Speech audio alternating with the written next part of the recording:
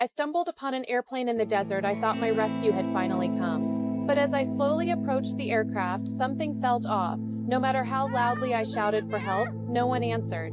The massive plane was eerily silent, an unnerving stillness permeating the air. Summoning my courage, I decided to investigate further.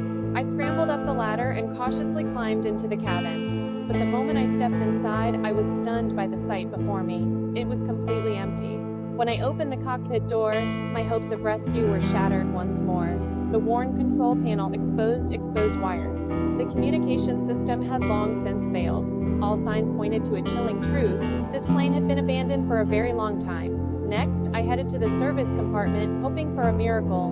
But after searching every nook and cranny, the only useful thing I found was an empty water bucket. Just as I felt utterly lost, I glanced out the window. Suddenly, inspiration struck.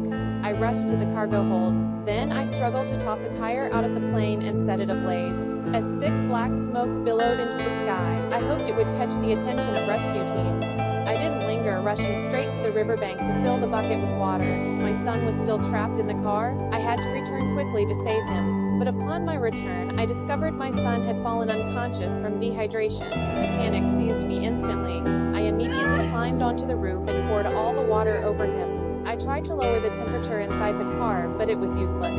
Seeing my son still unconscious, I gathered some dry wood and set it alight. Then I fanned the smoke into the smart car's ventilation ducts, trying to force the doors open. But unexpectedly, this caused the ventilation fan to malfunction. With no other choice, I poured the remaining water to extinguish the dry wood. In sheer frustration, I grabbed a wrench and smashed it against the car with all my might. But the body remained completely intact. Just as I was sinking into despair, I noticed my son inside seemed motionless.